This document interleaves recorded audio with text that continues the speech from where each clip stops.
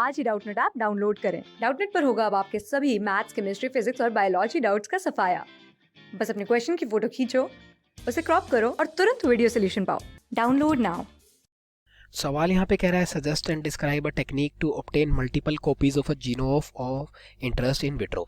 यानी कि मुझे एक ऐसी टेक्निक के बारे में बात करनी है अगर मुझे ढेर सारी कॉपीज चाहिए मेरे एक जीन ऑफ इंटरेस्ट की। यानी कि मेरा एक जीन है जिसको मैं मतलब जिसके ऊपर मुझे रिसर्च करनी है, वो मेरा इंटरेस्ट का जीन है, उसकी मुझे मल्टीपल कॉपीज चाहिए हमारी लैब के अंदर इन विट्रो कंडीशन के अंदर। तो मैं कैसे ऑब्टेन कर सकता हूँ उस टेक्निक के बारे में बताना है।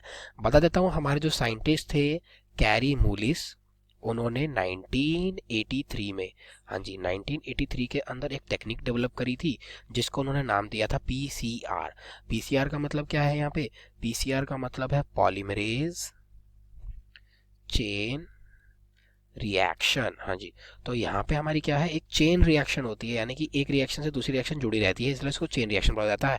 तो पीसीआर हमारी एक टेक्निक है जिसके थ्रू हम एक्सपोनेंशियली, मैं देखिए बोल रहा हूँ एक्सपोनेंशियली, यानी कि बहुत ज़्यादा मात्रा में एम्पलीफाई कर सकता हूँ अपने डीएनए की सेगमेंट को। हाँ जी, तो जो मेरी डीएनए की सेगमेंट है उसको मैं एक्सपोनेंशियली एम्पलीफाई कर सकता हूँ इस रिएक्शन का यूज़ करते हुए, जो है मेरी पॉलीमरेज चेन रिएक्शन, जिसको कैरी मूलिस ने दिया था 1983 के अंदर। तो अब पीसीआर कैसे हमारे जीन ऑफ इंटरेस्ट को मल्टीपल कॉपीज बना देती है उसके बारे में बात कर लेते हैं। उसके लिए मुझे प्रोसीजर के बारे में बात करनी पड़ेगी। प्रोसीजर क्या होता है, तो ये लीजिए मैंने लगा दी है यहाँ पे एक फोटो, जिसके थ्रू आपको मैं इजीली समझा पाऊंगा कि हमारा जो प्रोसीजर होता है इसके अंदर क्या क्या होता है। तो बेसिकली इसके अंदर होते हैं 3 स्टेप।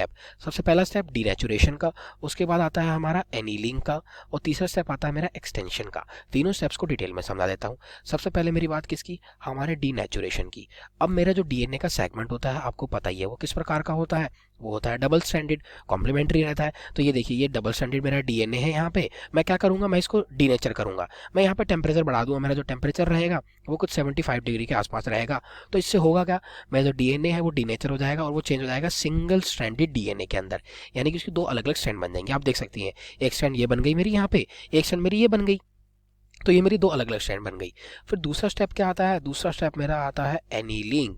एनीलिंग का मतलब क्या होता है, यहाँ पे हम ओलिगोन्यूक्लियोटाइड की सेगमेंट्स होती हैं हमारी, ओलिगोन्यूक्लियोटाइड की सेगमेंट होती हैं हमारी, यानी कि शॉर्ट सेगमेंट होती हैं, थोड़े से न्यूक्लियोटाइड की बनी होती है, 5 से 7 न्यूक्लियोटाइड एक साथ जुड़ते हैं और वो हमारी सेगमेंट को बनाते हैं। तो इन ओलिगोन्यूक्लियोटाइड की सेगमेंट को बोला जाता है प्राइमर्स।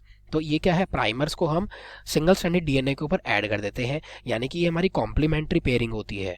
हाँ जी, यानी कि अगर मेरा डीएनए जो है सिंगल स्ट्रैंडेड, उसकी बेस पेयरिंग AGA है, तो मैं क्या करूंगा, जो मेरा आरएनए प्राइमर होगा वो कैसा बनेगा, वो बनेगा TCT का। तो TCT ही जाके मेरा AGA पे जुड़ जाएगा। तो इस प्रकार से हमारी एनीलिंग होती है। प्राइमर जोड़ने का मतलब क्या होता है, यानी कि हमें किसी एक पॉइंट से स्टार्ट करनी है हमारी पॉलीमराइजेशन। तो जो प्राइमर्स है उनको ऐड करते हैं, वहीं से हमारी पॉलीमराइजेशन स्टार्ट होती है। अब आ जाता है यहाँ पे तीसरे स्टेप के अंदर। आपने देखा यहाँ पे दूसरे स्टेप के अंदर ये मेरे प्राइमर ऐड हो गए, देखिए आप, डबल स्टैंडर्ड बना दिया ना यहाँ पे प्राइमर ने ऐड करके।